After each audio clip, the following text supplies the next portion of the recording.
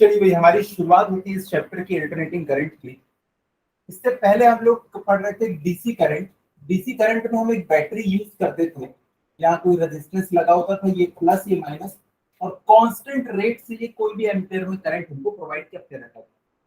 हमारी लाइफ बड़ी अच्छी चल रही थी, हमारे पास एक ही फॉर्मूला था, B is equal to I R, और हमारा काम खत्म हो गया। इससे ज्यादा हमने कुछ पढ़ा भी नहीं।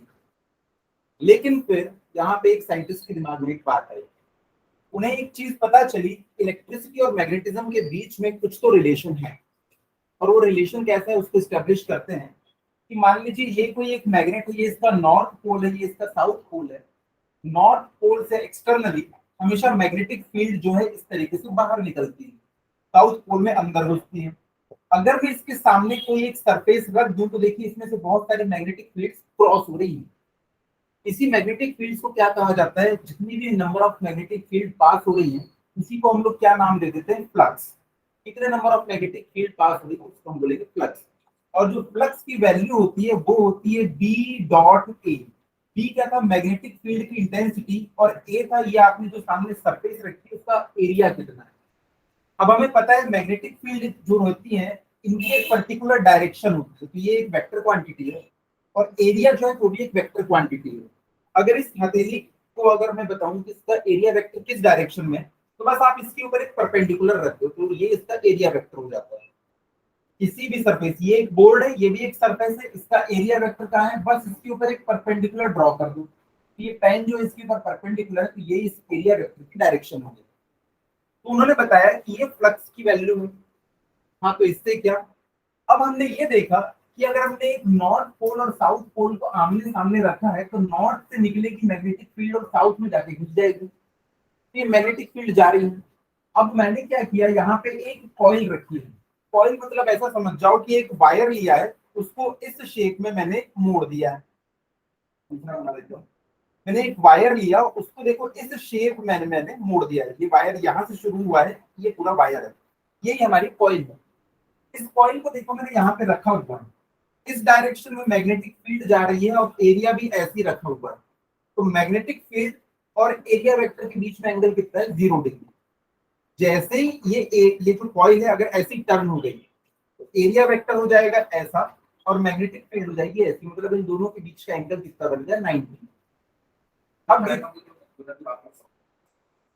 अभी सुनते जाओ। तो देखो यहाँ पे इसको डॉट प्रोडक्ट दिख रहा है, तो इसको मैं लिख सकता हूँ बी ए कॉस थीटा। ये हमारे पास बड़ी इंपॉर्टेंट चीज है कि एक टाइम पे कितना फ्लक्स इसमें से क्रॉस होता है, बी ए कॉस थीटा।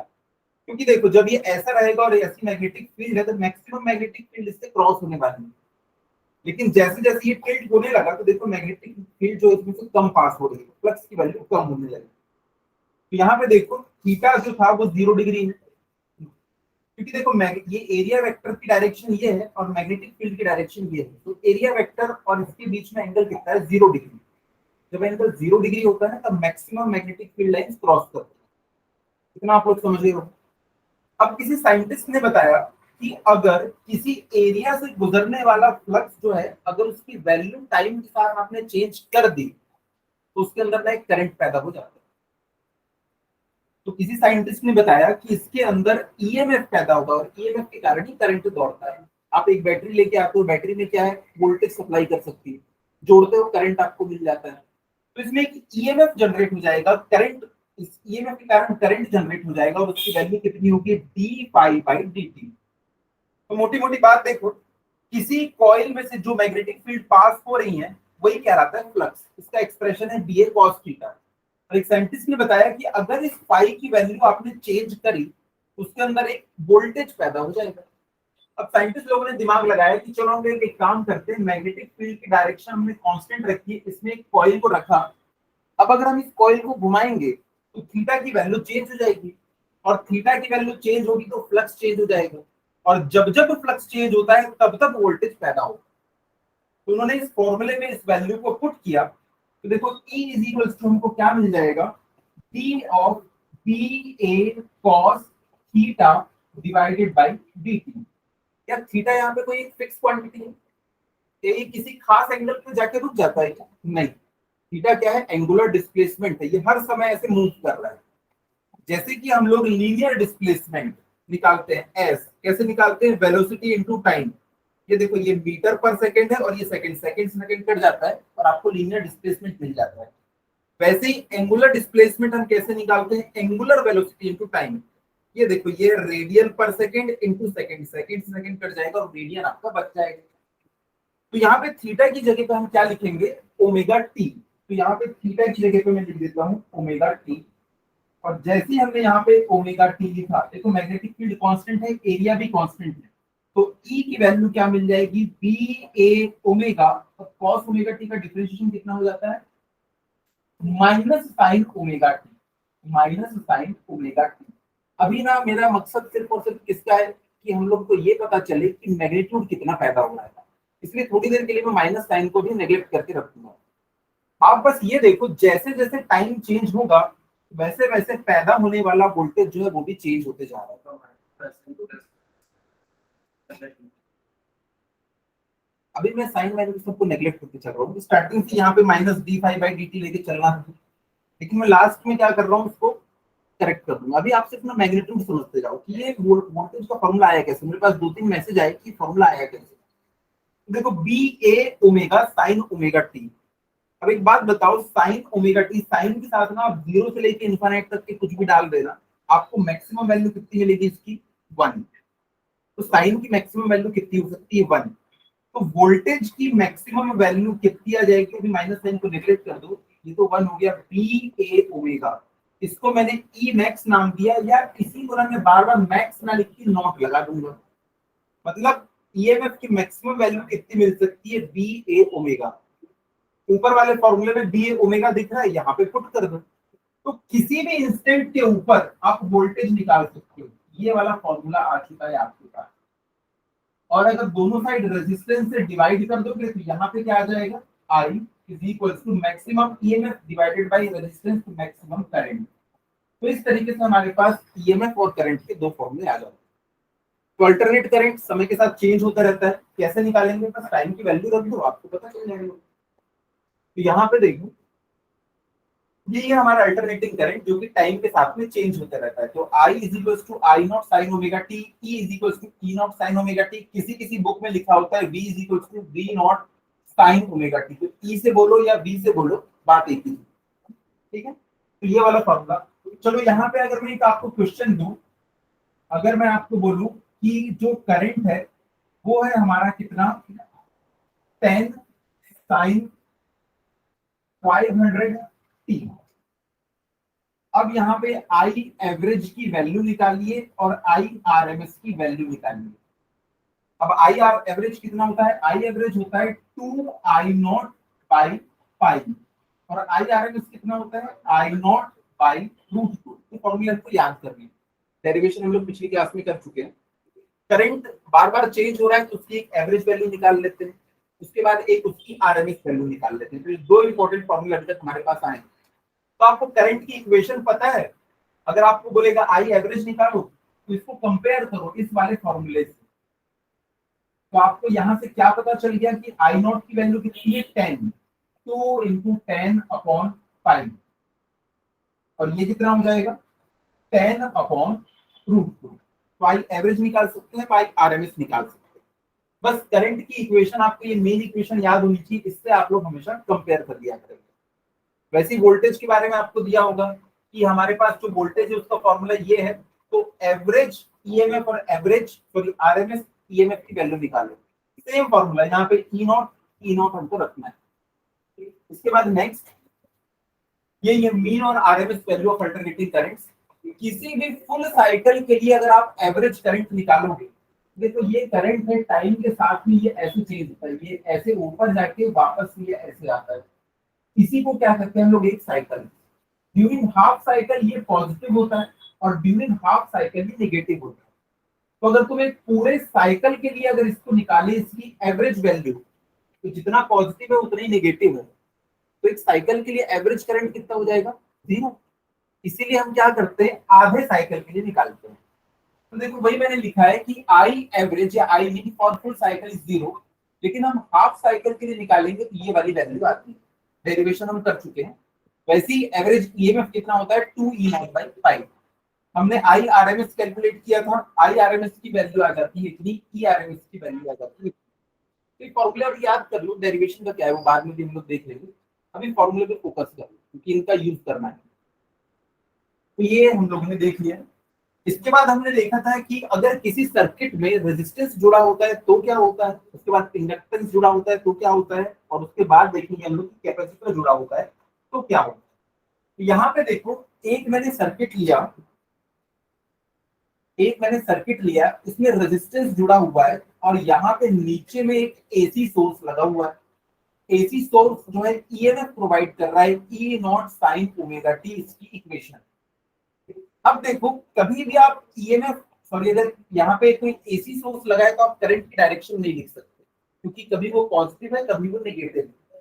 लेकिन किसी इंस्टेंट ऑफ टाइम के ऊपर मैंने ऐसा एज्यूम किया कि ये जो करंट की डायरेक्शन है वो इस तरफ होगी किसी इंस्टेंट के ऊपर, और यहाँ पे ईएमएफ कितना है, E not sine omega T. अब ये वाला फॉर्मूला हम लोगों को पता है, V is equal to I R, लेकिन यहाँ पे मैं वोल्टेज को किससे रिप्रेजेंट करता हूँ, E से। तो इस फॉर्मूले को मैं लिख देता हूँ E is equal to I R. तो यहाँ से देखो I इज इक्वल टू क्या हो जाएगा, E बाई आर, या I is equal to, E का फॉर्मूला है क्या, E naught sine omega T upon R. Maximum EMF divided by resistance. EMF by resistance क्या होता है, करंट। ईएमएफ बाय रेजिस्टेंस क्या होता है, करंट। तो maximum EMF divided by resistance क्या हो जाएगा, मैक्सिमम करंट। तो हम लोग यहाँ पे लिख सकते हैं I is equal to I not sine omega T. तो देखो, किसी सर्किट में अगर आपने एसी करंट फ्लो किया है और आपके वोल्टेज का फॉर्मूला ये है, तो आपके करंट का फॉर्मूला ये निकल के आता है। यहां से देखो हमको एक बहुत इंपॉर्टेंट इंफॉर्मेशन मिलती है, वो इंफॉर्मेशन ये है, साइन के साथ हमेशा क्या होता है, एंगल। यहाँ पे एंगल नहीं कहते हैं, क्या कहते हैं, फेज कहते हैं। तो यहाँ पे देखो वोल्टेज का फेज कितना है, ओमेगा टी, और करंट का फेज कितना है, ओमेगा टी। तो यहाँ पे हम लोग अगर इसका वेव फॉर्म डायग्राम बनाए, देखो दोनों का एंगल सेम, तो दोनों की मैक्सिमम वैल्यू, मिनिमम वैल्यू, सारी सब कुछ साथ में आएगी। अब देखो, अगर A इज इक्वल टू है 5 साइन थीटा और B इज इक्वल टू मान लो 8 साइन थीटा, तो भाई थीटा की वैल्यू दोनों में हमको सेम रखना है। जब थीटा की वैल्यू यहाँ मैक्सिमम होगी तभी तो थीटा की वैल्यू यहाँ भी मैक्सिमम होगी। थीटा तो सेम है ना दोनों के लिए। इसके लिए भी देखो एंगल ओमेगा टी है, इसके लिए भी एंगल ओमेगा टी। तो जब इसकी मैक्सिमम वैल्यू 1 आएगी तो देखो E is equal to E naught, और जब इसकी भी मैक्सिमम वैल्यू आएगी 1 तो I is equal to I naught. यानी दोनों सेम एंगल के लिए मैक्सिमम पे पहुंचते हैं। तो इसका अगर हम लोग वेव फॉर्म डायग्राम बनाएं, चलो वेव फॉर्म डायग्राम को अच्छे से बनाते हैं कि ये जो है हमारा 90 डिग्री, ये 0 डिग्री है, ये 90 डिग्री है, ये 180 डिग्री है, ये 270 डिग्री है, और ये 360 डिग्री। यहाँ पे मैं नीचे लिख देता हूँ 90 डिग्री, 180, 270 और 360। चलो अब यहाँ से देख के बताओ, यहाँ पे जब ओमेगा टी की वैल्यू 0 होगी तो E इज इक्वल टू क्या मिलेगा, 0, क्योंकि साइन 0 कितना होता है, 0। तो देखो ईएमएफ को मैं पहले ड्रॉ कर रहा हूँ पिंक कलर से। तो यहाँ पे जब साइन की वैल्यू 0 डिग्री है तो ईएमएफ भी हमको 0 मिला। अब देखो साइन की जब यहाँ पे आप 90 डिग्री पुट करो, साइन 90 क्या होता है, 1, और इससे ज्यादा इसकी वैल्यू नहीं पॉसिबल। तो यहाँ पे हम जैसे ही पुट करेंगे ना तो हमको क्या वैल्यू मिल जाती है, ई नॉट। यहाँ रख के देखो, यहाँ पे साइन 90 कितना होता है, 1, तो ई इज इक्वल टू क्या मिलेगा, ई नॉट। अब यहाँ पे रख के देखो 180, साइन 180 क्या होता है, 0, तो यहाँ पे देखो हमको क्या मिल जाएगा, 0। अब यहाँ पे साइन 270 रख के देखना, जैसे साइन 90 मैक्सिमम होता है ना 1, साइन 270 मिनिमम होता है -1। तो यहाँ पे जैसे ही -1 आएगा तो E is equal to minus E naught. देखो E is equal to minus E naught, ये मिलेगा। तो उसके बाद 360 डिग्री रख के देखना, 360 मतलब 0 ही होता है, तो साइन 360 कितना होता है, 0। Again E is equal to 0। तो यहाँ पे देखो अगर मैं ये वेव फॉर्म डायग्राम बनाऊं तो कुछ इस तरीके का हमको देखने के लिए मिलेगा। अब सेम काम मैं करंट के साथ में करता हूँ ग्रीन कलर से। जब यहाँ पे 0 रखोगे तो करंट की वैल्यू 0। जब यहाँ पे आएगा 90 डिग्री तो I is equal to I naught. देखो मैक्सिमम वैल्यू मिल रही है, दोनों की वैल्यू 90 डिग्री पे मैक्सिमम मिल रही है, इसकी वैल्यू मिल रही है आई नॉट। मैंने मान लिया कि इससे थोड़ा सा कम है ताकि आप लोग अलग अलग देख सको। अब देखो जब यहाँ पे रखोगे 180, साइन 180 होता है कितना 0, अगेन यहाँ साइन 270 -1 तो यहाँ पे आपको माइनस आई नॉट मिलेगा। Sine 360 again 0। जब इसको मिलाओगे ना तो आपको डायग्राम देखो ऐसा देखने के लिए मिलेगा। इस डायग्राम से आपको क्या सीखना है, ये सीखना है कि दोनों की वैल्यू एक साथ 0 होती है, एक साथ मैक्सिमम होती है और एक साथ मिनिमम। इसी को हम लोग कहते हैं कि दोनों एक ही फेज में है। दोनों एक ही फेज में, इसका मतलब क्या होता है, एक साथ मैक्सिमम, एक साथ मिनिमम, एक साथ 0 पे पहुंचते हैं, जरा भी आगे पीछे नहीं है। जैसे कि आप कार में बैठे हो, आप पीछे की सीट में बैठे हो, दो दोस्त, आगे जैसे कोई ब्रेकर आएगा दोनों एक साथ ऊपर जाओ, और जैसे कोई गड्ढा आएगा तो एक साथ नीचे जाओ, यानी कि दोनों सेम फेज में। लेकिन अब अगर आपका दोस्त सामने की सीट में बैठ गया और आप पीछे की सीट, ब्रेकर आएगा तो कौन सबसे पहले ऊपर होगा, सामने वाला। अब आप लोग अलग अलग फेज में, क्यों, अपनी मैक्सिमम वैल्यू पे आप लोग थोड़े समय के बाद पहुंच रहे हो, एक साथ नहीं पहुंच रहे। यहाँ पे देखो दोनों एक साथ मैक्सिमम पे पहुंचते हैं और एक साथ मिनिमम पे, इसलिए दोनों सेम फेज पे। तो हम लोगों ने लास्ट क्लास में इसको तो डिस्कस कर लिया था, पूरा लिख लिया था, लिखवा दिया था मैंने, क्या लिखवाया था देखो। हाँ, फेजर डायग्राम भी हम लोगों ने बना लिया, पूरा लिखवा दिया था। तो देखो इसका फेजर डायग्राम हम कैसे बनाएंगे। फेजर डायग्राम बनाने के लिए सिंपली हमको दो लाइन्स ड्रॉ करनी है। उसके बाद क्या दिखाना पड़ता है हमको, इसमें एक फॉर्मूला है E is equals to E not sine omega T, दूसरा है I is equals to I not sine omega T. इन दोनों को हमको इसमें दिखाना है। सर कैसे दिखाए, सबसे पहले ना आप इसमें दिखा दो किसको, E नॉट। फेजर डायग्राम एक ऐसा डायग्राम होता है जिसमें एक हॉरिजॉन्टल एक्सिस, एक वर्टिकल एक्सिस होता है, और इसमें दो वेक्टर होते हैं। वेक्टर, क्योंकि देखो ये दोनों को हम ना वेक्टर टाइप से ट्रीट करेंगे क्योंकि दोनों अपना साइन चेंज कर रहे हैं। तो देखो एक वेक्टर होता है ई नॉट, आप इस ई नॉट को बना दो इस डायरेक्शन में, और ई नॉट का एंगल कितना है, ओमेगा टी। तो बोल दो कि इसने यहां से ओमेगा टी एंगल, बस ये रिप्रेजेंटेशन का तरीका है।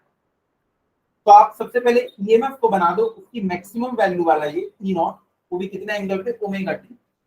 अब बताओ अगर मैं करंट को बनाना चाहूँ तो उसको कितने एंगल में बनाना पड़ेगा, उसको भी ओमेगा टी। तो सेम डायरेक्शन में, सेम डायरेक्शन में मैंने इसको भी बना दिया, ये भी सेम ओमेगा टी। अब आप बोलोगे सर मुझको ये दिख गया, ये दिख गया, ये दिख गया, ये दिख गया, ये और ये नहीं दिख रहे हैं। ये और ये कहाँ दिखते हैं, इनका वर्टिकल एक्सिस पे जो प्रोजेक्शन होता है। आप देखो अगर ये एफ है, ये थीटा है, ये कितना हो जाता है, एफ कॉस थीटा, और ये कितना होता है, एफ साइन थीटा। कैसे ड्रॉप कर देना, ये हो जाता है कितना, एफ साइन थीटा, और ये कितना हो जाता है, एफ कॉस थीटा। इसके दो कंपोनेंट। तो वैसे देखो यहाँ पे इसका जो वर्टिकल कंपोनेंट होगा, यहाँ पे ये वाला कंपोनेंट, ये कितना हो जाएगा, E not sine omega T. जैसे ये एफ था तो ये एफ साइन थीटा हुआ, ये ई नॉट है और एंगल है ओमेगा टी, तो ये क्या हो जाएगा, ई नॉट साइन ओमेगा। ये हमारा फेजर डायग्राम बन गया। उसके बाद वैसे आप आई के लिए दिखा सकते हो, ये आई नॉट है, यहाँ से एंगल ओमेगा टी है, तो ये कितना हो जाएगा, आई नॉट साइन ओमेगा टी। ये किसकी वैल्यू होती है, ये ई की वैल्यू होती है, और ये किसकी वैल्यू होती है, आई की वैल्यू। कैसे करके फेजर डायग्राम बन गया। इतना बनाने के बाद भी हमको चैन नहीं मिला, बोले बार बार इतना बड़ा डायग्राम कौन बनाएगा, इसको सिंपल तरीके से बताओ। तो बोलना कि सर देखो जिस डायरेक्शन में ई नॉट है उसी डायरेक्शन में हमारा आई नॉट खत्म। फेजर डायग्राम कैसे बनाए, तो हर बार मैं इसी तरीके के फेजर डायग्राम को इस्तेमाल करता हूँ। तो यहाँ से देखो रेजिस्टेंस जो है उसने क्या किया, करंट और वोल्टेज के बीच में फेज को चेंज नहीं कर पाया, दोनों में सेम फेज है, सेम टू सेम, इसका भी ओमेगा टी, इसका भी ओमेगा टी। अब हम सर्किट में लगा के देखेंगे एक इंडक्टेंस, क्या बोल रहे हैं, ये ऐसा नहीं है कि ये भी लिखे थे।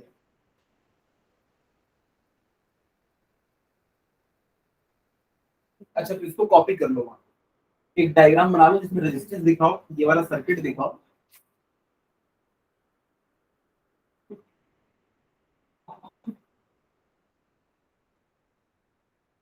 इसको आप लोग अपने शब्दों में भी लिख सकते हैं कि एक सर्किट कंसीडर कीजिए जिसमें रेजिस्टेंस लगा और एक एसी सोर्स लगा है, जो कि हमको ईएमएफ प्रोवाइड कर रहा है, E is equal to E naught sine omega T from Ohm's law. ये ओम का लॉ है, V is equal to I R. ये मत लिखना आप लोग, क्या लिखना है, E is equal to I R, क्योंकि हम लोग इस बार वोल्टेज को E से रिप्रेजेंट करते हैं। किसी किसी बुक में V से रिप्रेजेंट करता है, टेंशन वाली बात। तो यहाँ से I is equal to E by R, या I is equal to E naught by R sine omega T. तो यहाँ से I इज इक्वल टू हो जाएगा I not sine omega T. अब देखो ये जो व्हाइट कलर की लाइन से इनको ना मिटा देता हूँ, आपको एग्जाम में इनको नहीं बनाना है। तुमने इनको डिलीट कर दिया, ये नीचे जो लिखा है इसको डिलीट कर दिया, इसको डिलीट। तो आप लोग डायग्राम देखो कितना बढ़िया, दोनों एक साथ मिनिमम, एक साथ मैक्सिमम, एक साथ जीरो पे दिखाई देंगे। आपको वैसे बनाना है, ठीक है। चाहो तो भलाई बाद में यहाँ पे लिख सकते हो कि यहाँ पे कितना है पाई बाई टू, यहाँ पे कितना है पाई, यहाँ पे कितना है टू पाई बाई थ्री, और यहाँ पे कितना है 2 पाई। इसके बाद ये फेजर डायग्राम बनाएंगे। अब इसके बाद हम लोग चल रहे हैं इंडक्टर पे।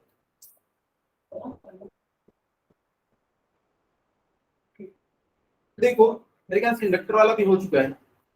देखो इंडक्टर में क्या होता है, ये एक हमारी कॉइल है, यहाँ पे हमने एक एसी सोर्स लगा के रखा हुआ है, जो कि E is equal to E naught sine omega T हमको कंटिन्यूसली प्रोवाइड करता है। हाँ, अब देखो जो इंडक्टर कॉइल होती है ना, उसकी बड़ी खास बात होती है कि वो खुद का एक करंट पैदा कर सकती है। करंट कैसे पैदा करेगी, पहले वो एक ईएमएफ जनरेट करती है, एक वोल्टेज वोल्टेज जनरेट करती है। उस वोल्टेज के कारण ही क्या पैदा होता है, करंट।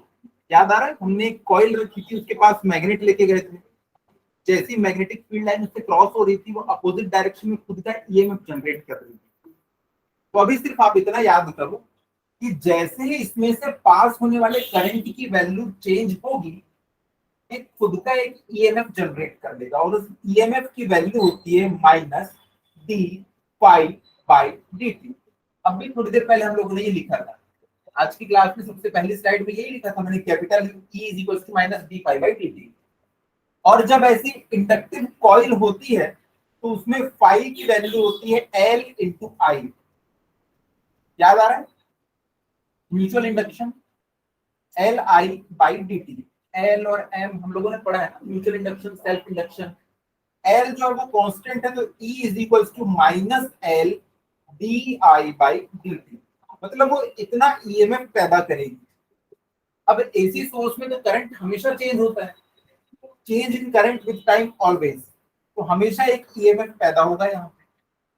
अब मैंने एक एग्जांपल दिया था कि एक रिवर है जिसमें पानी इस डायरेक्शन में बह रहा है 5 मीटर पर सेकंड में, आपको इस डायरेक्शन में जाना है। अगर आपको अपनी जगह पे कांस्टेंट बने रहना है तो एटलीस्ट आपको अपोजिट डायरेक्शन में 5 मीटर पर सेकंड की स्पीड से चलना पड़ेगा, तब आप उसी जगह पे बने रहो। वैसे ही अगर आप चाहते हो कि यहाँ पे देखो उल्टी डायरेक्शन में एक ईएमएफ बन गया है, पर आप चाहते हो कि इसमें करंट फ्लो हो, उससे ओवरकम होने के लिए आपको एटलीस्ट कितना वोल्टेज चाहिए होगा, जितना ये पैदा हुआ है। सामने से अगर हवा स्पीड से आ रही है तो आप क्या होगे, पीछे की तरफ चले जाओगे, आपको जोर से पेडल मारना पड़ेगा साइकिल का, तब आप स्पीड से आगे जा पाओगे। ये बात समझ में आ रही। तो उल्टी डायरेक्शन में यहाँ पे ईएमएफ पैदा हो गया था, उल्टी डायरेक्शन में कैसे पता चला, माइनस। तो हमको तो करंट उस डायरेक्शन में फ्लो कराना ही है, तो हमको एक करंट पैदा यहाँ पे जनरेट करना पड़ेगा अपोजिट डायरेक्शन में, इसलिए मैंने इसमें सामने लगा दिया साइन माइनस का, ये अपोजिट डायरेक्शन। तो E इज इक्वल टू क्या हो जाएगा, minus of minus L D, ये माइनस नहीं, डी बाई डी टी, ये माइनस से माइनस कट जाएगा। E इज इक्वल टू क्या मिल गया हमको, L D I by D T. यहां से मैं क्या लिख सकता हूं, L D I is equal to E D T, या D I is equal to E by L D T. D I is equal to E क्या होता है, E not sine omega T D T, upon में L. अब दोनों side हम लोग perform कर देंगे क्या, इंटीग्रेशन। जैसे इंटीग्रेशन करेंगे इस साइड आ जाएगा आई, ई नॉट कॉन्स्टेंट वैल्यू है, एल कॉन्स्टेंट वैल्यू है, तो ई नॉट बाई एल अंदर में बच जाएगा क्या, sine omega T D T. तो आई इज इक्वल टू हो जाएगा E not by L, sine omega T का क्या हो जाएगा, minus cos omega T upon omega. अब आई का फॉर्मूला आ गया है हमारे पास में, देखो मैक्सिमम ईएमएफ है ये minus E not by L omega L cos omega T. तो ये हमारा करंट का इक्वेशन आ गया। पिछली बार जैसे हम लोगों ने कंपेयर किया था, यहाँ पे अब कंपेयर नहीं कर सकते क्योंकि देखो इसका साइन पॉजिटिव है, उसका साइन नेगेटिव है, यहाँ पे साइन है, वहां पे कॉस। तो इसको हम लोग कन्वर्ट करेंगे, कैसे कन्वर्ट करेंगे, I is equal to E not by omega L minus, इसको मैं क्या लिख सकता हूँ, sine 90 minus theta. Cos theta क्या होता है, साइन 90 माइनस थीटा। अब ये वाला माइनस साइन अंदर चला जाएगा तो आई इज इक्वल टू क्या बचेगा, E not by omega L sine omega T minus pi by 2। इन आगे ना, समझ में आ रहा है। तो करंट इज इक्वल टू, देखो ये वाला इक्वेशन आ गया, ये भी पॉजिटिव है, ये भी पॉजिटिव है, इसमें भी साइन है और इसमें भी साइन है, तो अब हम इन दोनों को कंपेयर कर सकते हैं। यहाँ पे देखो ये जब एंगल बना रहा होता है ओमेगा टी, ये तो पीछे रह जाता है, इसका एंगल कितना है, omega T minus pi by 2, यानी 90 डिग्री पीछे। तो आप यहाँ से कंक्लूजन पे क्या पहुंचेंगे, current lags behind 90 degree by voltage. तो वोल्टेज तो हमेशा 90 डिग्री के पीछे रहेंगे। तो इसका हम डायग्राम कैसे बनाएंगे, सेम वेव फॉर्म डायग्राम पहले बनाते हैं। यहाँ पे मैं बना देता हूँ क्या, सबसे पहले ये है हमारा 0 डिग्री, ये है 90 डिग्री, उसके बाद 180 डिग्री, उसके बाद 270 डिग्री, उसके बाद क्या है ये 360 degree. E is equal to है E not sine omega T और I इज इक्वल टू है I not sine omega T minus pi by 2। अब देखो जब ओमेगा टी की वैल्यू यहाँ पे, इसकी वैल्यू 0 है, तो ईएमएफ की वैल्यू भी कितनी आ जाएगी, 0। अभी मैं सबसे पहले ईएमएफ बना रहा हूँ, जब इसकी वैल्यू मैं रखूंगा 90 तो साइन 90 होता है 1, तो E इज इक्वल टू मिलेगा ई नॉट। तो E इज इक्वल टू क्या मिल गया, ई नॉट। वैसे यहाँ पे 180 रखूंगा तो मिलेगा 0, 270 रखूंगा तो मिलेगा -1, 360 रखूंगा तो अगेन ये। तो हमारा डायग्राम बन गया कुछ इस तरीके का। अब यहाँ पे रख के देखो, जब आप इसकी जगह पे रखोगे कितना, 0, इसकी जगह पे रख के देखो 0, तो साइन -90, माइनस साइन बाहर आ जाएगा, साइन 90 कितना होता है 1, और माइनस एक साथ में लेके आया, मतलब I is equal to minus I naught. देखो I is equal to minus I naught, ये यहाँ से शुरू होगा, इसको अलग पेन से बनाते हैं, यहाँ से शुरू होगा। उसके बाद इसकी जगह पे रखो 90, जब आप 90 रखोगे ओमेगा टी की वैल्यू, यहाँ पे ओमेगा टी है, इसकी जगह पे 90 रखो, आपको ये 0 मिलेगा। तो जब ओमेगा टी की वैल्यू 90 होती है तब आई की वैल्यू 0 होती है। उसके बाद यहाँ पे रखो 180 माइनस हो के क्या बचेगा 90, और साइन 90 होता है मैक्सिमम, मतलब 180 पे इसकी मैक्सिमम वैल्यू मिलेगी। 180 रखो तो प्लस माइनस होके 90 बच जाता है, साइन 90 होता है 1, तो I is equal to I naught, यहाँ पे वैल्यू मिलेगी। अब यहाँ पे रख दो 270 रखोगे तो ये माइनस होके क्या बन जाएगा 180, साइन 180 कितना होता है 0, तो यहाँ पे वैल्यू हमको क्या मिलेगी 0। उसके बाद आखिरी में फिर से वैल्यू हमको यहाँ पे मिलने वाला। जब इसका आप डायग्राम बनाओगे ना तो आपको ये इस तरीके का डायग्राम देखने को मिलता है। तो देखो जब ये मैक्सिमम है तब ये 0 है, उसके बाद जब ये 0 हुआ तब जाके ये मैक्सिमम है। हमेशा देखो करंट पीछे चल रहा है, ये मैक्सिमम हो चुका था पहले, ये थोड़ी देर के बाद मैक्सिमम हुआ, उसके बाद देखो ये मिनिमम हो गया था, ये थोड़ी देर के बाद मिनिमम हुआ है। तो करंट जो है वो वोल्टेज से पीछे चल रहा है, और कितना पीछे चल रहा है 90 डिग्री पीछे चल रहा है। तो हम यहाँ पे बोल सकते हैं दोनों के बीच में फेज डिफरेंस कितना है 90 डिग्री। अब यहाँ पे हम इनका फेजर डायग्राम बनाते हैं। फेजर डायग्राम के लिए बस ये दो वर्टिकल परपेंडिकुलर लाइंस ड्रॉ करते हैं। सबसे पहले किसको बनाते हैं हम लोग, ई नॉट को।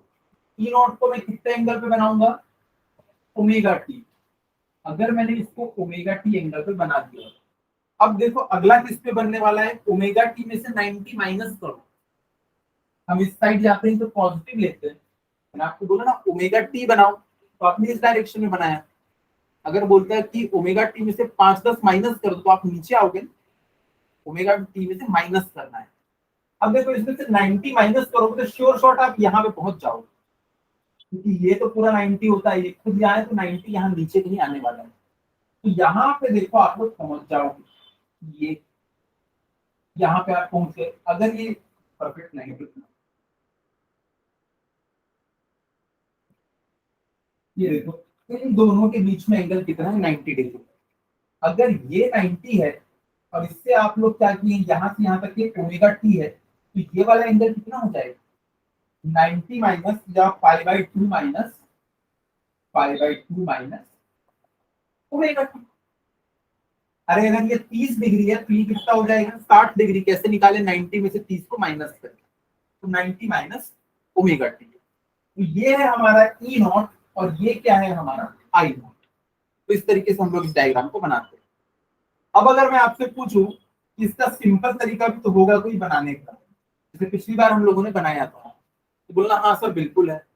कैसे बनाते हैं, तो हमेशा हम लोग क्या करते हैं, आई को ना हॉरिजॉन्टल रखते हैं हमेशा। सर ये आई नॉट है, अगर ये आई नॉट है तो बताओ ई नॉट ऊपर बनेगा या नीचे बनेगा, ऊपर बनेगा। ये देखो आई नॉट को मैंने ना आपको समझाने के लिए सीधा कर दिया, पूरे डायग्राम को ऐसा कर दो। तो अगर आई नॉट ऐसा है तो देखो ई नॉट आपको दिखाई देगा कैसा, ऐसा। तो यहां से हमको ना पता चल जाता है कि दोनों के बीच में 90 डिग्री का डिफरेंस है और करंट जो है ना वोल्टेज से पीछे है, या उल्टा बोल सकते हो वोल्टेज करंट से आगे है। ठीक है, तो लिखिएगा इसको।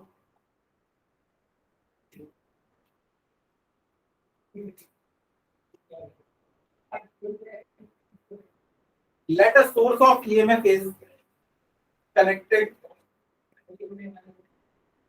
ये लिखवा दिया था, लिखवा दिया हूँ। फेजर डायग्राम करके पूरा बता दिया। चलो फेजर डायग्राम में पूरा मैंने लिखवा चुका हूँ, हाँ बस बनवाना ही हूँ। फेजर डायग्राम भी हम लोगों ने बना लिया। तो जो बच्चे लिख नहीं पाए थे वो जो लिख चुके उनकी कॉपीज देख के लिख लेना, टाइम दोबारा वेस्ट नहीं करते। अब यहाँ पे एक चीज देखो, हम लोगों ने यहाँ पे एक फॉर्मूला डिराइव किया, ये वाला I is equal to E not by omega L. हाँ तो अभी एल चल रहा है, इसके बाद सी आएगा, आर तो हम कर चुके हैं, इसके बाद एल सी आ जाएगा। तो देखो ये वाला फॉर्मूला है, इसके ऊपर हमको अभी गौर करवाना है। तो इस फॉर्मूले को मैं लिखता हूं पहले, I is equal to E not by omega L into sine omega T minus π/2। अभी बाकी सारी चीजों को भूल जाओ। देखो करंट इज इक्वल टू क्या होता है, वोल्टेज अपॉन रेजिस्टेंस। भाई आई इज इक्वल टू क्या होता है, वोल्टेज अपॉन रेजिस्टेंस होता है ना। लेकिन यहाँ पे हमने सर्किट में कोई रेजिस्टेंस लगाया नहीं था, लेकिन हमको देखो यहाँ पे नीचे में ना रेजिस्टेंस टाइप की कोई चीज मिल रही, पर क्या ये रेजिस्टेंस है एक्चुअल, नहीं। तो यहाँ पे हमको इसका नया नाम देना पड़ेगा। ये हमको दिख रहा है थोड़ा थोड़ा रेजिस्टेंस टाइप का, पर ये रेजिस्टेंस है नहीं। तो इसको हम लोगों ने नाम दिया है क्या, यहाँ पे इंडक्टिव रिएक्टेंस, इंडक्टिव रिएक्टेंस। और इसको हम लोग बनाएंगे एक्सेल टाइप, एक्सेल। तो एल इज इक्वल टू क्या हो गया, ओमेगा एल। तो इंडक्टिव रिएक्टेंस लिखिएगा, here omega L represents, here omega L represents the effective resistance,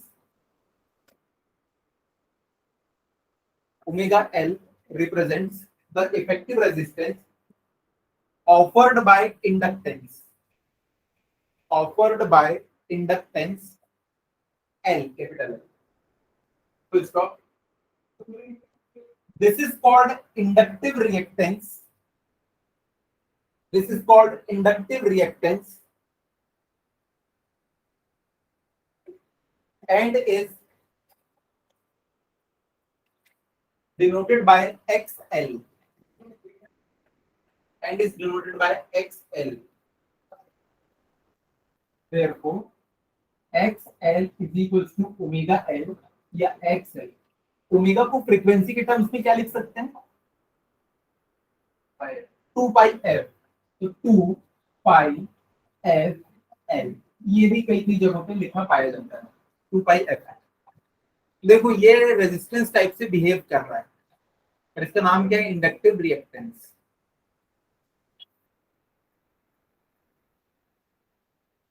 अच्छा ये देखो,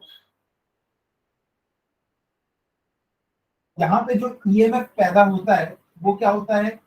डी पाई बाई डी या L D I by D. जब करंट चेंज होता है तभी तो ये बैक ईएमएफ पैदा हो रहा है, और करंट चेंज किसमें होता है? एसी में. तो ये इंडक्टेंस किसको रोकता है? सिर्फ और सिर्फ एसी को. डीसी में टाइम के साथ करंट में चेंज नहीं होता, तो ये उल्टी डायरेक्शन में कोई ईएमएफ पैदा नहीं होता. ईएमएफ याद तो है ना, तो कोई इंड्यूस्ड ईएमएफ है, अपोजिट डायरेक्शन में लगता है. तो डीसी में कोई भी ईएमएफ पैदा नहीं होता है. आप इसको यहां से भी ऑब्जर्व कर सकते हो. जो एसी करंट होता है उसकी अपनी एक फ्रीक्वेंसी होती है, प्लस माइनस होता है. क्या डीसी करंट भी प्लस माइनस होता है? नहीं. फ्रीक्वेंसी कितनी होती है? 0. देखो उसके लिए रेजिस्टेंस भी कितना हो जाएगा? 0. तो ये डीसी को नहीं रोकता, डीसी को अपने में से बड़े आराम से जाने देता है. रोकता है तो सिर्फ किसको? एसी को.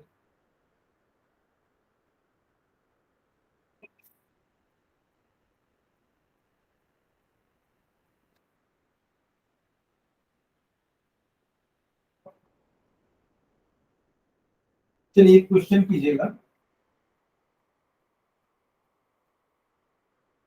ये बना, a 44 millihenry inductor is connected to 220 volt 50 hertz AC supply.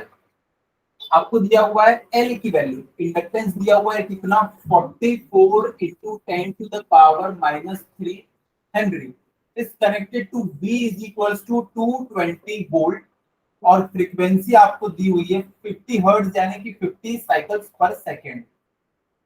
और क्या निकालने इसने बोला है? IRMS. एक बात बताओ, मैंने बताया था कि हमारे घर में जो सप्लाई आती है 220 वोल्ट, वो वोल्टेज की कौन सी वैल्यू है? Maximum value, minimum value, RMS value. Question में जब भी कुछ नहीं लिखा है, सिर्फ वोल्टेज लिखा है, तो आप समझ जाना वो क्या दिया हुआ है? आरएमएस वैल्यू दिया हुआ है. तो यहाँ पे हमने एज्यूम कर लिया कि हमको दिया हुआ है VRMS, ये हमको कैलकुलेट करने के लिए बोला है. क्या IRMS हम लोग कैलकुलेट कर सकते हैं?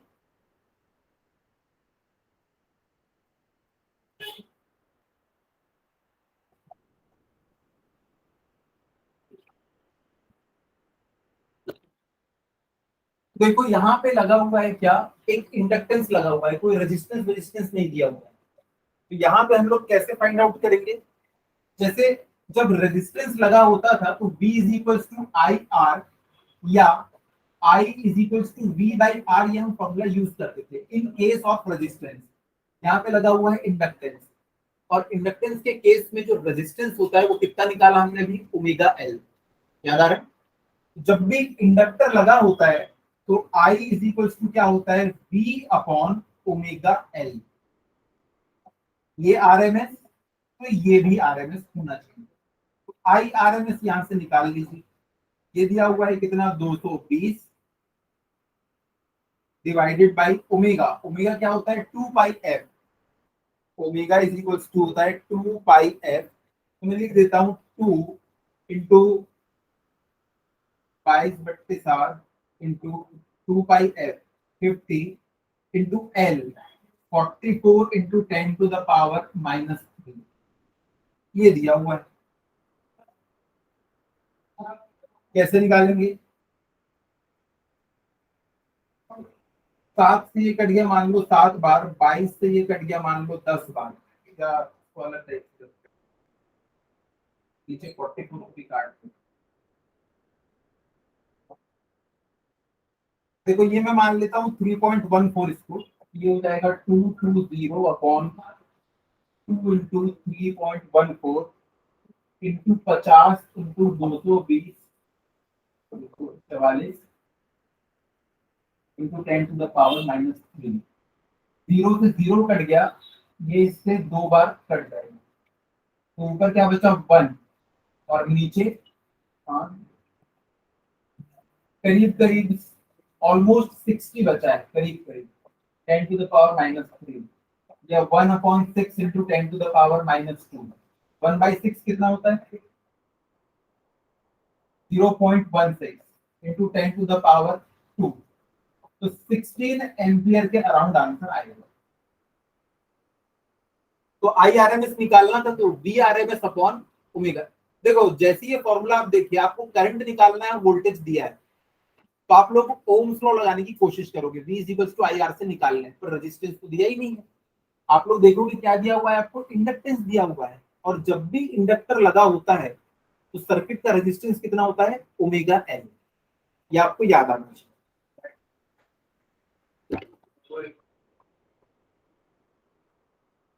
कौन सा या 5 × 2 10 10 3 30 30 × 2 60। कुछ गड़बड़ है क्या, कर लेते ना कैलकुलेशन अगर गड़बड़ भी है कुछ तो। अब हम लोग चलते हैं कि अगर सीरीज में लगा हो क्या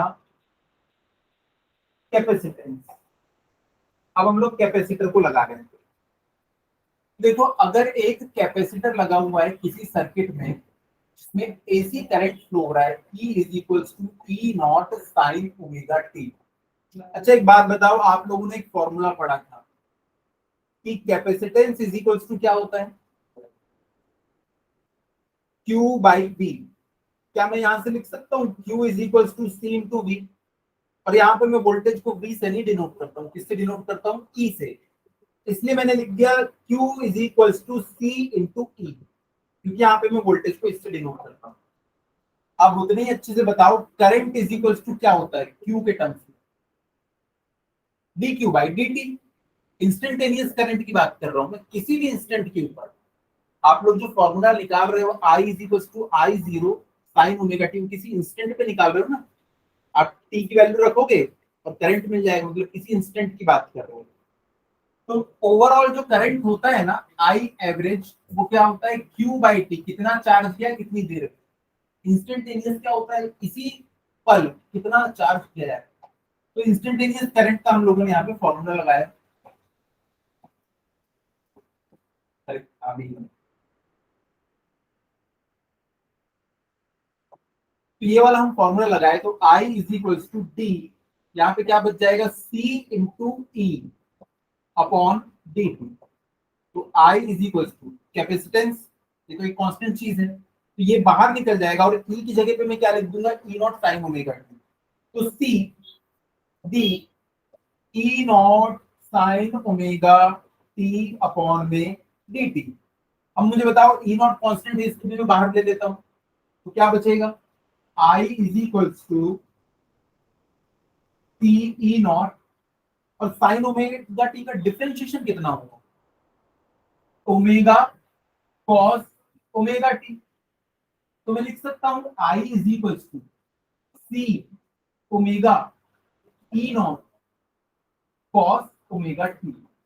अब देखो इसका एक्सप्रेशन ये वाला है और इसका एक्सप्रेशन ये वाला है, क्या मैं इन दोनों को कंपेयर कर सकता हूं, नहीं कर सकते कंपेयर। क्यों कंपेयर नहीं कर सकते, क्योंकि एक साइन है और एक में कॉस है, लेकिन हमको तो पता है हम कॉस को साइन में बदल सकते हैं। तो हमारे पास दो तरीके हैं, हम लिख सकते हैं cos थीटा sin थीटा पिछली बार हम लोगों ने क्या लिखा था इसको, cos को sin 90 माइनस थीटा। अगर हमने वही काम यहाँ पे कर दिया तो माइनस में आंसर आ जाएगा। तो इस बार हम लोग क्या करेंगे, इसको प्लस में लिखना है हमको। तो प्लस में अगर हमको लिखना है तो हम लोग इसको क्या लिख सकते हैं I = C ω sin π/2 plus omega T, sine 90 plus theta. तो इसको मैं रीअरेंज भी कर सकता हूं, तो I is equal to C omega E naught, और ये कितना हो जाएगा,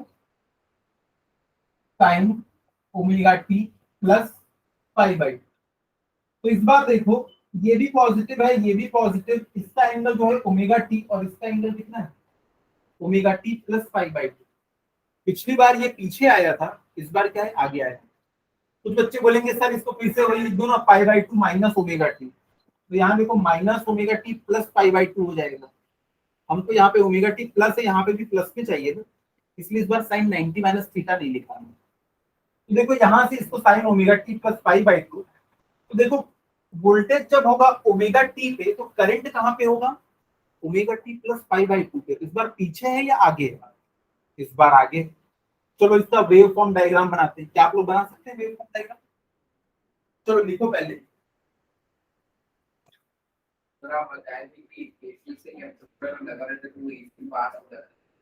हाँ पास हो जाता है। डीसी करंट को तो वो कंप्लीटली रोक देता है, लेकिन एसी को भी आराम से पास होने देगा, कुछ ना कुछ रेजिस्टेंस को क्रिएट करेगा। क्यों रेजिस्टेंस क्रिएट करेगा, क्योंकि वो खुद चार्ज हो चुका है, और यहाँ से जो नए चार्ज जा रहे हैं उनको अपोज करेगा। टेबल जो है तो क्या मतलब, तो लास्ट में भी जैसे ही तीनों आरएलसी कंप्लीट होगा ना, उसके बाद फिर स्टेबल पे आएंगे, बताया था आरएलसी के बाद हम स्टेबल पे आएंगे। देखिएगा, हेडिंग डालिएगा AC circuit containing capacitance only, AC circuit containing capacitance only. तो ये कैपेसिटर जुड़ा हुआ है, लिखिएगा, let a source of alternating EMF, let a source of alternating EMF is connected to a capacitor, is connected to a capacitor, alternating EMF is connected to a capacitor of capacitance C, capital C. Full stop. Suppose the alternating EMF is,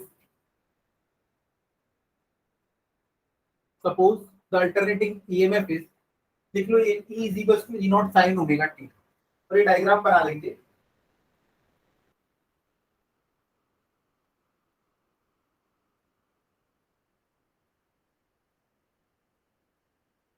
फिर लिखिएगा at any instant t, small t, at any instant t, suppose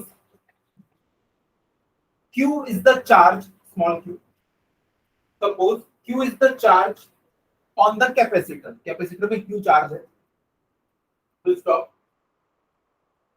So the potential difference across,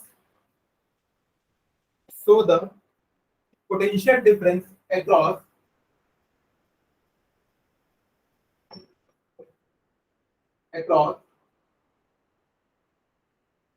the plates of capacitor is,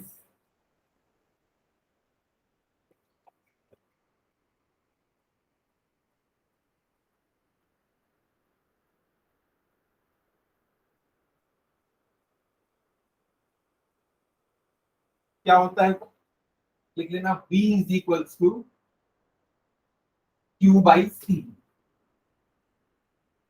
यही वाले फॉर्मूले से निकाला है। C is equals to Q by V से potential difference क्या होता है, V is equals to Q by C, और Q is equals to C into E।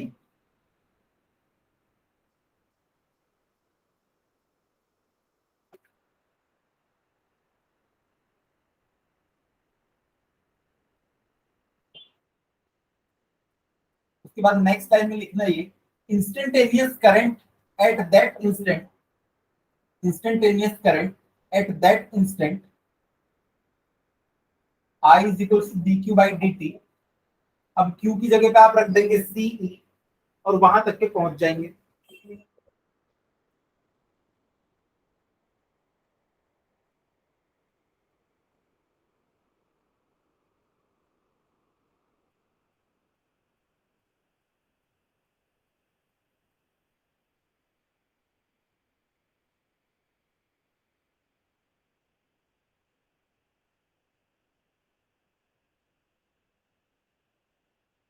हो गया। जो बच्चे यहाँ तक के बना लिए हैं वो वेवफॉर्म डायग्राम बनाना चालू करते हैं। यहाँ तक के हमको पहुंचना है। यहाँ पहुंच के हमने देखा करंट जो है वो वोल्टेज से π/2 आगे है।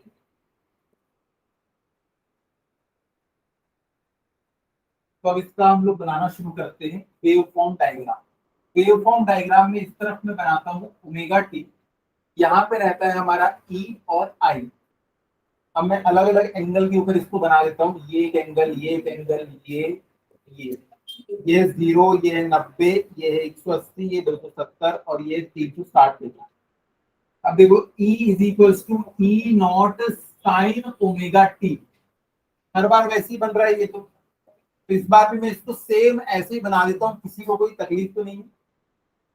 सेम ऐसे ही बना दिया, तीसरी बार बना रहा हूँ क्योंकि अगला वाला इंटरेस्टिंग है। I is equals to I naught, अभी आई नॉट नहीं लिखते,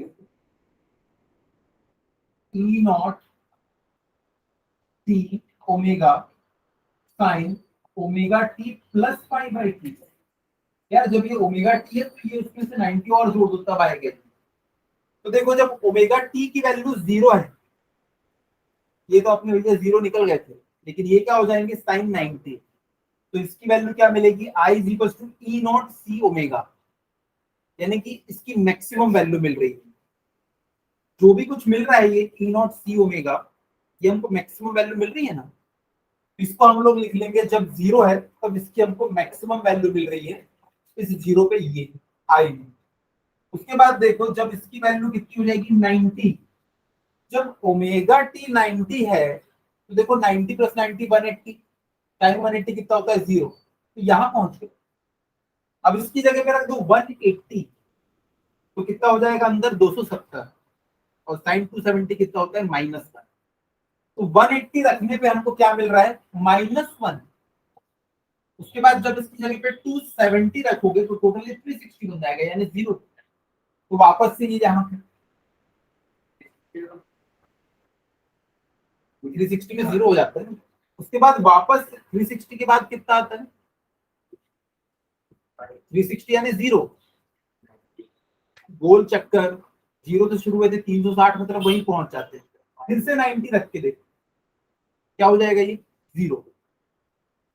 सॉरी 0 रखोगे तो ये क्या बन जाएगा 90। तो साइन 90 कितना होता है मैक्सिमम वैल्यू, तो ये हो जाएगी इसकी अगेन मैक्सिमम वैल्यू। जब इनको आप मिलाओगे तो आपको ना डायग्राम कुछ ऐसा टाइप का मिलेगा। तो देखो जब ये हमारा ईएमएफ 0 था तो ये 90 डिग्री अहेड था, इसलिए देखो ये पहले ही शुरू हो गया। उसके बाद ये हमेशा 90 डिग्री आगे चलेगा, यानी कि वोल्टेज अब पीछे रह जाएगा। इसकी मैक्सिमम वैल्यू आ गई 90 डिग्री के बाद वोल्टेज की मैक्सिमम वैल्यू। अब करंट यहाँ 0 पे पहुंच गया, इसके 90 डिग्री बाद देखो वोल्टेज भी 0 पे पहुंच गया। जैसे आप लोग गाड़ी में आगे पीछे दोस्त बैठे रहते हो कार में, पहले आगे वाला दोस्त मैक्सिमम पे पहुंचा, उसके बाद जैसी गाड़ी और आगे बढ़ी तो पीछे वाला दोस्त भी अब उछल जाएगा। समझ पा रहे? तो यहाँ पे ये वाली वैल्यू हमको मिल रही है किसकी, ई नॉट की। मैक्सिमम वैल्यू होती है ई नॉट और करंट की मैक्सिमम वैल्यू होती है आई नॉट। तो ये हमने फेजर डायग्राम बना लिया इसके लिए भी। अगेन इसको मैं उड़ा देता हूँ, इसको डिलीट कर देता हूँ और यहाँ पे लिख देता हूँ कि ये एंगल था कितना 0 डिग्री, यहाँ था π/2, यहाँ था पाई, यहाँ पे कितना था 2π/3 और यहाँ पे कितना हो जाएगा 2π। तो आई होप कि डायग्राम आप लोग खुद से भी बना लोगे। क्या इसका फेजर डायग्राम कोई बच्चा बना के दिखा सकता है? फेजर डायग्राम बनाने के लिए हम लोग ना, हाँ आप लोग को पता है बना। फेजर डायग्राम बनाने के लिए पहले हम दो परपेंडिकुलर लाइन ड्रॉ करते हैं। सबसे पहले ई नॉट को दिखा देते हैं, ये लो भैया आपका ई नॉट रहा, वो भी ओमेगा टी के ऊपर। अब आई नॉट कहाँ पे बनाना है, ये पूरा ना आई नॉट है, आई इज इक्वल टू आई।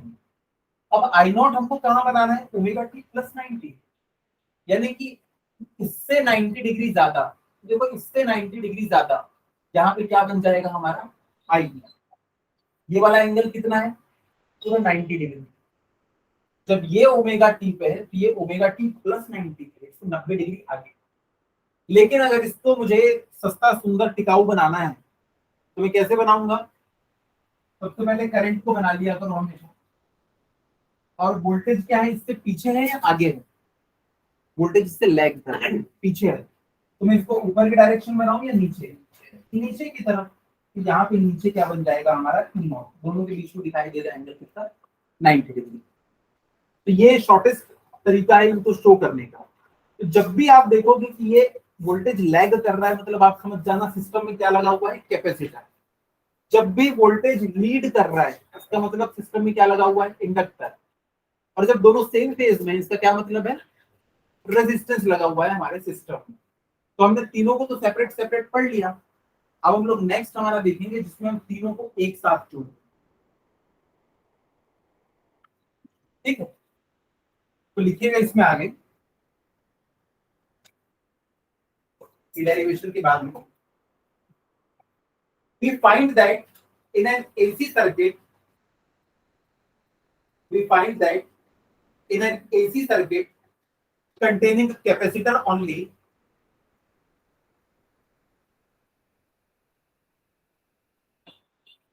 अब आप इसको दो तरीके से लिख सकते हो, करंट लीड्स द वोल्टेज, या क्या लिख सकते हो, voltage lags behind the current.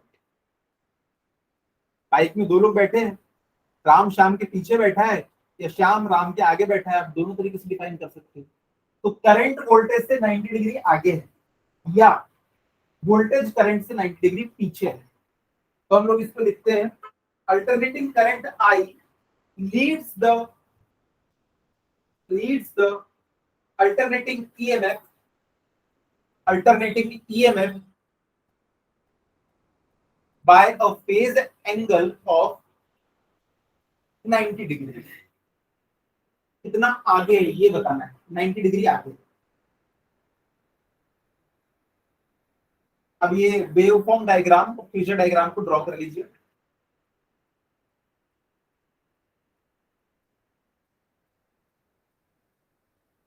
खुद से ड्रॉ हो जाएगा ये तो, है ना। अब यहाँ पे देखो हमने निकाला I is equals to I naught, या sorry E is equals to C omega E not sine omega T plus pi by 2।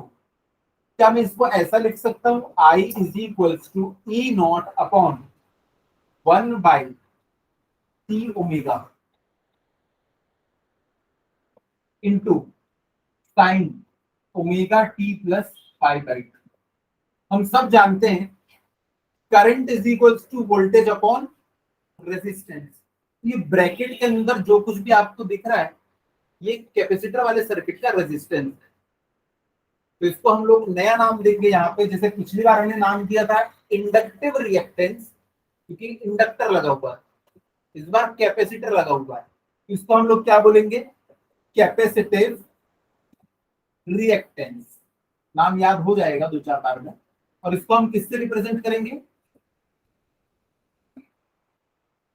X सी से। तो हम लोग लिख सकते हैं X C is equal to 1 upon C omega. यही होता है क्या हमारा, क्या कैपेसिटिव रिएक्टेंस। और जब ये रेजिस्टेंस है तो इसकी यूनिट क्या होनी चाहिए, ओम होनी चाहिए। तो इसकी यूनिट भी क्या हो जाएगी, ओम। हाँ उसकी भी ओम, अरे निकाल सकते हो, ये देखो 1। ये क्या है, कैपेसिटी। कैपेसिटी क्या होती थी, क्यू बाई बी, यानी कि कूलम पर वोल्ट। और ये क्या है, रेडियन पर सेकेंड, यानी कि पर सेकेंड। रेडियन भाई यूनिट है, इसका डायमेंशन नहीं होता है। अब देखो चार्ज पर यूनिट टाइम क्या होता है, करंट। तो नीचे आ गया करंट, और ये वोल्टेज ऊपर चला जाएगा, V बाई आई क्या मिल जाएगी, ओम। वैसे उसमें निकाल के आना, आप लोग चेक करना। देखो यहाँ से हमने सब कुछ जुगाड़ लगा के देख लिया, इसकी यूनिट भी क्या मिल रही है, ओम। और ये बिहेव भी कैसा कर रहा है, रेजिस्टेंस के जैसी बिहेव कर रहा है। लेकिन इसका नाम रेजिस्टेंस नहीं है, इसका नाम क्या होगा, कैपेसिटिव रिएक्टेंस। तो लिखिएगा here 1 upon omega C represents, ये डायग्राम बन गया ना। डायग्राम खुद से बनाना, इसको मैं जो लिखवा रहा हूं उसके बाद लिखूं। हियर 1/ओमेगा c रिप्रेजेंट्स, हियर 1/ओमेगा c या c omega represents effective resistance offered by the capacitor.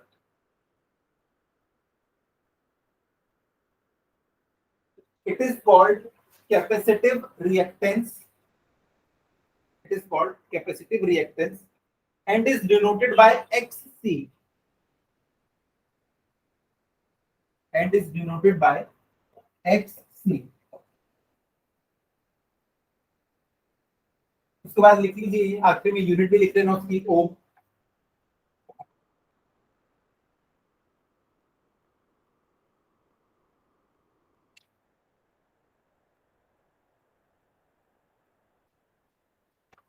या हम लिख सकते हैं इसको XC is equals to 1/2 pi FC।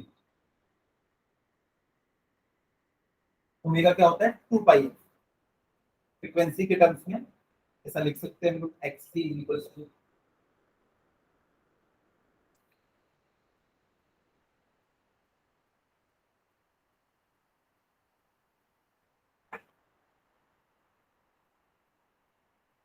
अब आपको याद होगा मैंने बताया था कि अगर किसी सर्किट में कैपेसिटर लगा हुआ है और अगर उसमें डायरेक्ट करंट जा रहा है तो थोड़ी देर बाद पता है करंट जाना बंद हो जाता है। ऐसा इसलिए होता है क्योंकि हमने यहाँ पे लगा के रखा हुआ है कैपेसिटर, ये माइनस प्लेट है ये प्लस प्लेट है। अरे मान लो ये मेरा मोबाइल है, जब ये 0% चार्ज था तब इसमें तो करंट जा रहा था, लेकिन जैसे ये 100% चार्ज हो जाता है तो जितना वोल्टेज इधर उतना ही वोल्टेज इधर, ये अपने सेम वोल्टेज तक के इसको चार्ज कर देता है। तो जब वोल्टेज इधर का और इधर का सेम, ये वाली प्लस प्लेट थी, इसमें चार्ज जा जाके यहाँ पे देखो वोल्टेज इतना इसके बराबर पहुंच चुका है। जब सेम वोल्टेज है तो क्या करंट फ्लो होगा? नहीं। तो डायरेक्ट करंट से जब आप उसको सप्लाई कर रहे होते हैं ना कैपेसिटर को, तो थोड़ी देर के बाद करंट की वैल्यू क्या हो जाती है? जीरो। देखो वोल्टेज लगा हुआ है, आपने मोबाइल को चार्जिंग पे लगा के रखा हुआ है, 100% के बाद क्या वो 110% हुआ? नहीं, चार्जिंग वहां पे बंद हो जाती है। मतलब आपने चार्जिंग पे लगा के रखा है फिर भी करंट की वैल्यू जीरो हो जाती है। करंट की वैल्यू जीरो हो जा रही है। अब देखो पिछले वाले पेज, डायरेक्ट करंट की फ्रीक्वेंसी कितनी होती है? जीरो। वो तो चेंज ही नहीं होता ना यार, तो जीरो। देखो यहाँ पे क्या आ जाएगा? जीरो। तो एक्ससी की वैल्यू क्या आ जाएगी? इनफाइनाइट। यानी रेजिस्टेंस कितना है? इनफाइनाइट। जो डीसी करंट है उसके लिए इनफाइनाइट रेजिस्टेंस है। जब रेजिस्टेंस ही इनफाइनाइट हो गया तो क्या करंट वहां से फ्लो हो पाएगा? नहीं हो पाएगा। इतना समझ में आया? तो लिखिएगा केस वन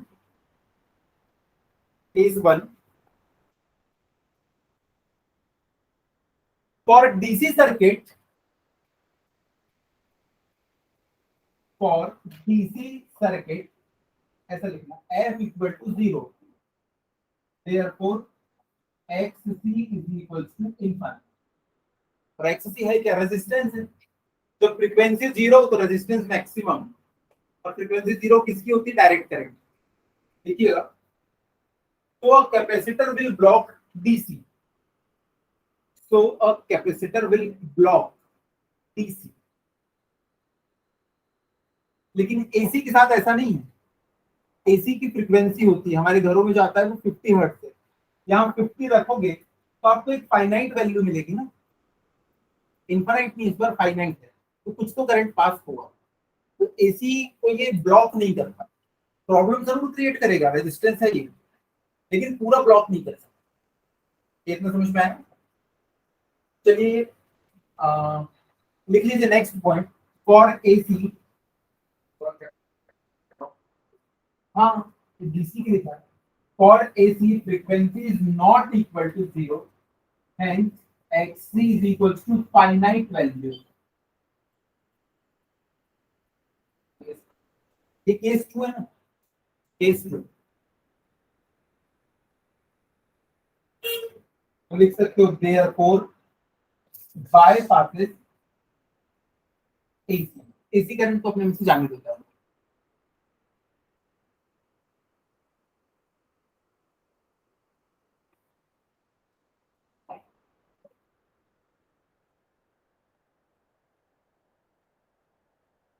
देखो उसी को मैंने यहाँ पे बनाया हुआ है, जो प्योरली इंडक्टिव सर्किट, इससे पहले हमने थोड़ी देर पहले पढ़ा था। इंडक्टिव सर्किट में करंट पीछे था, वोल्टेज आगे। तो यहाँ पे देखो वही मैंने बना के दिखाया हुआ है कि देखो करंट जो है वो वोल्टेज से पीछे है, -π/2।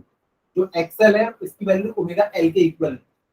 और देखो यहाँ पे इन दोनों के बीच में रिएक्शन, सॉरी इन दोनों के बीच में रिलेशन, ओमेगा क्या होता है 2πf, तो एक्सएल इज इक्वल टू क्या हो जाएगा 2πf इंटू एल। जैसे जैसे फ्रीक्वेंसी चेंज होगी वैसे वैसे एक्सेल भी चेंज होगा। ये आपको 1 मार्क में पूछता है, बार बार पूछ चुका है कि इंडक्टिव रिएक्टेंस और फ्रीक्वेंसी के बीच में ग्राफ प्लॉट करो। देखो सीधा लीनियर रिलेशन है, जैसे जैसे ये बढ़ेगा वैसे वैसे ये बढ़ेगा। तो ये डायग्राम हमने बना दिया, ये डायग्राम बहुत बार पूछ चुका है। ये इसका फेज डायग्राम, ये इसका वेवफॉर्म डायग्राम, ये हम लोग डिस्कस कर चुके हैं आज की क्लास में। इसके बाद देखो प्योरली कैपेसिटिव सर्किट, इसमें हम लोगों को देखो ये +π/2 मिला है। अब यहाँ पे देखो xc इज इक्वल टू 1/ओमेगा c। क्या आप लोगों ने ये वाले ग्राफ बनाए हैं, y is equal to 1/x? ये वाले ग्राफ कैसे बनते हैं, कुछ इस टाइप के ही बनते हैं। तो देखो यहाँ पे भी इसमें ओमेगा की जगह पे 2πf लिखना, तो फ्रीक्वेंसी और एक्ससी के बीच में ग्राफ प्लॉट करोगे तो ऐसा ग्राफ बनता है। ये भी 1 मार्क में पूछता है कि कैपेसिटिव रिएक्टेंस और फ्रीक्वेंसी के बीच में ग्राफ बनाइए। फ्रीक्वेंसी को कई बार ना कुछ कुछ बुक्स में ये स्मॉल v या म्यू से इसको रिप्रेजेंट कर देता है, तो कंफ्यूज नहीं होना है, फ्रीक्वेंसी ही है ये इसका वेवफॉर्म डायग्राम। तो इसके बाद आप लोगों को क्वेश्चन बनाना है। ये तीसरा वाला हम लोग कल पढ़ेंगे जिसमें एलसीआर, तीनों को एक साथ हमको डील करना है। ऐसा टाइप का इसका फेज डायग्राम बनेगा, तीनों एक साथ आ जाएंगे सर्किट में। ये वाला क्वेश्चन हम लोगों ने कर लिया। ये वाला क्वेश्चन आपको खुद से सॉल्व करना है। सॉल्व इट, इसका आंसर आएगा 2.5 एम्पियर। ठीक है, इसको आप लोग सॉल्व करके लाएंगे नेक्स्ट क्लास। चलिए मिलते हैं अगली क्लास में। थैंक यू बच्चों।